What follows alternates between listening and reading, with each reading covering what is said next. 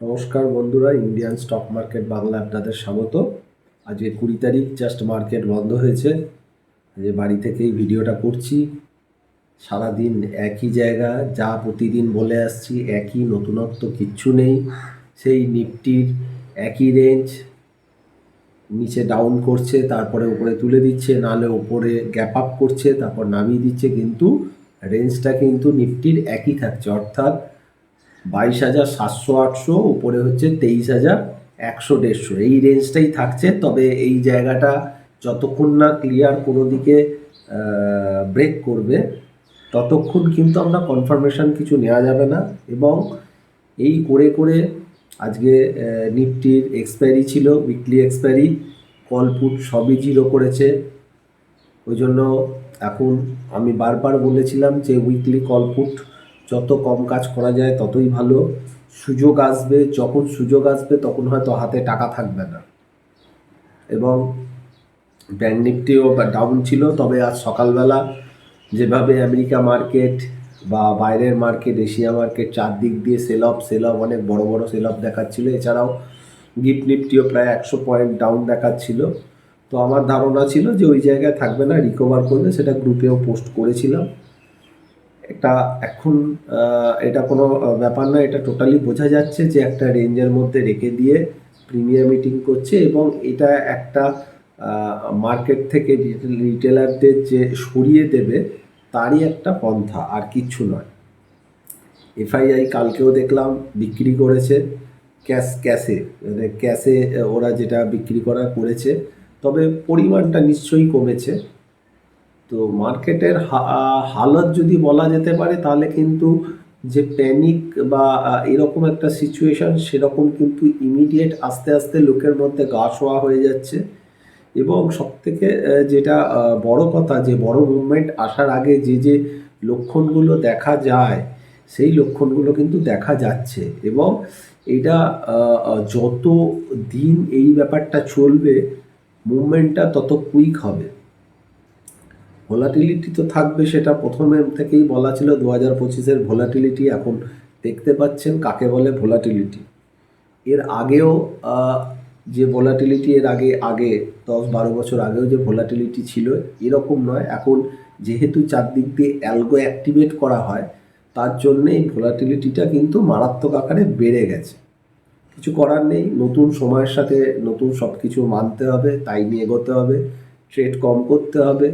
তবে একটা কথা, যেটা আপনারা হয়তো দেখছেন, যে ওভারঅল মার্কেট, অর্থাৎ মিড ক্যাপ, স্মল ক্যাপ বা আদার্স যে স্টকগুলো আছে, সেগুলো কিন্তু আগে আগে থেকে আস্তে আস্তে সবুজ দেখাচ্ছে। আজকে নিয়ে সেকেন্ড দিন হলো। এবার সেটা কি একটা কোনো কিছু ইঙ্গিত দিতে পারে। এবং সবাই হয়তো ভাবছে যে মিড ক্যাপ, স্মল ক্যাপগুলো পরে চলে, লার্জ ক্যাপ আগে তো চলে। এটা স্বাভাবিক, প্রত্যেকবারই তাই হয়। এর মানে এই নয় যে এবারেও যে তাই হবে। এবারেও যে তাই হবে এরকম ব্যাপার না। মার্কেট সবসময় নতুনত্ব কিছু করার জন্য বসে থাকে, যাতে পাবলিক না বুঝতে পারে। তো যাই হোক, মার্কেটের যে কন্ডিশন, স্ট্রাকচার একই জায়গায় আছে, একই রকম আছে। নেক্সট উইকটা হচ্ছে প্রেশার উইক, জ্ঞান প্রেশার উইক বলা যেতে পারে, বিশেষ করে লাস্টের দিকে আছে। প্রেশার উইক মানে কিন্তু এই নয় যে প্রচুর পড়ে যাবে, এইটা নয়। প্রেশার উইক মানে হচ্ছে হয় বটম, নয় টপ, কিছু একটা তৈরি করে মার্কেট নতুন মুভমেন্ট একটা দেওয়া স্টার্ট করে, সেটা নেক্সট উইকে আছে। এছাড়াও বড় একটা ইভেন্ট, যেটা ইভেন্ট বলবো না, আবার ইভেন্টটা প্রত্যেক মাসেই যেটা আছে, সেটা হচ্ছে এক্সপায়ারি আছে। এবং আমরা যে মাসে ঢুকবো, মার্চ মাস, এটা হচ্ছে আমাদের ফিনান্সিয়াল এন্ড। অর্থাৎ এই মার্চ মাসে কিন্তু অনেক কিছু ঘটে, অনেক কিছু ঘটে, বিশেষ করে স্টক মার্কেটে অনেক স্টক সেটেলমেন্ট, এটা কিন্তু অনেক কিছু ঘটে। এবারে একটা কথা আপনাদের বলছি, যারা পুরনো দর্শক রেগুলার দেখেন, তাদেরকে আমি অনেক আগেও বলেছিলাম, আগস্ট, জুন, জুলাই, আগস্ট 2024 সালে, যে প্রোমোটাররা কিন্তু তাদের শেয়ার বিক্রি করছে এবং আমরা রিটেলাররা অন্ধের মতো কিনে যাচ্ছি। টিভিতে চারদিক দিয়ে বলছে আরও কেন, আরও কেন, আমরা কিনে যাচ্ছি, কিন্তু এফআইআইরা বেচছে। এবং যে কোম্পানির মালিক প্রমোটার তারা নিজেদের শেয়ার বেচছে। সব থেকে কোম্পানিকে ভালো চিনবে কে? নিশ্চয়ই কোম্পানির মালিক বা প্রমোটার যারা আছে তারাই কোম্পানির হাল হাকিকত বুঝবে।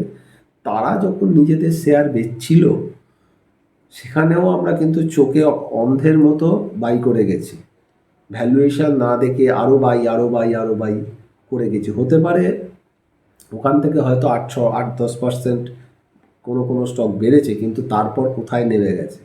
এবার আস্তে আস্তে কিছু কিছু কোম্পানি, যেহেতু কোম্পানির নাম বলাটা বন্ধ হয়ে গেছে, তাই কিছু কিছু কোম্পানি কিন্তু প্রমোটাররা আবার কিন্তু বাই করা শুরু করেছে। অর্থাৎ তাদের স্টকের ভ্যালুয়েশনগুলো তারা ভাবছে যে অনেক নিচে নেমে এসছে, এবার কিন্তু তারা বাই করতে পারে।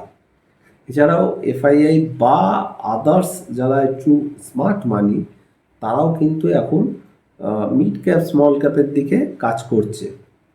এফআইআই যখনই ঘুরবে তখনই দেখবেন লার্জ ক্যাপও খেলা শুরু করে দেবে। এছাড়াও ডলার রুপি, আজকে রুপিটা স্ট্রং হয়েছে। রুপি যদি আর কিছুটা স্ট্রং হয়, অ্যাটলিস্ট 80-82 কাছে যদি রুপি চলে আসে ডলারের সাপেক্ষে, তাহলে কিন্তু মার্কেট একটা বড় মুভমেন্ট দিয়ে দিতে পারে এবং আনএক্সপেক্টেড মুভমেন্ট দিয়ে দিতে পারে। তার মানে এই নয় যে নিচের দিকের জায়গাগুলো আটকে গেল, ব্যাপারটা সেটা নয়। কিন্তু এনিথিং এনি টাইম মার্কেট যা কিছু করে উঠতে পারে। লেভেলগুলো দেখতে হবে, ভোলাটিলিটি বাড়বে, থাকবে, কম ট্রেড নিতে হবে। ভালো ভালো স্টক তার অপশান কিন্তু কাজ করে যাচ্ছে। যেমন দেখলেন বিএসসি খুব সুন্দর কাজ করলো দুদিনে, অসাধারণ করলো। এছাড়াও আরও বেশ কিছু কিছু শেয়ার দেখছিলাম বেশ ভালো কাজ করছে। অর্থাৎ বোঝা যাচ্ছে এবার হয়তো ইন্ডেক্সটা দাঁড় করিয়ে যে রেখেছে তার এগেনস্টে হয়তো স্টকগুলো মিড ক্যাপ স্টক যেগুলো ফিউচারে আছে তার হয়তো কিছু কিছু স্টক কাজ করানো অলরেডি শুরু করে দিয়েছে। এবার যেমন যেমন জায়গায় হবে নিশ্চয়ই দেখা যাবে। যাই হোক, আজকে ওভারঅল দেখতে গেলে নিফটি হয়তো মাইনাসেই ক্লোজ দিয়েছে, কিন্তু ক্যান্ডেল গ্রিন হবে, যেহেতু আপনারা জানেন লো থেকে হাই যেহেতু ওপরে হয়েছে তাই ক্যান্ডেল গ্রিন হয়েছে। তবে কালকে একটা মুভমেন্ট হয়ে যেতে পারে, যেহেতু আজকে পুরো প্রিমিয়াম মিটিং হয়ে গেছে এক্সপায়ারির দিন। কাল শুক্রবার একটা বড় রেঞ্জের মধ্যে বাজারটা থাকতে পারে। তো যাই হোক, আজকে আর বড় করছি না, বলার মতো সেরকম কিছুই নেই। একই জায়গায় সারা দিন বোরিং করছে। একটা কথাই বলবো যে ধৈর্য রাখুন, ভরসা রাখুন, বিশ্বাস রাখুন, পয়সা মার্কেট থেকেই আপনারা পাবেন। কিন্তু ধৈর্যটা ধরতে হবে, কতদিন ধরতে হবে সেটা নিশ্চয়ই আপনারা দেখতে পাবেন। আশা করছি প্রত্যেকেরই ভালো হবে। আবার কালকে ভিডিও করব, আজকে এখানে শেষ করছি। ভালো থাকবেন, নমস্কার।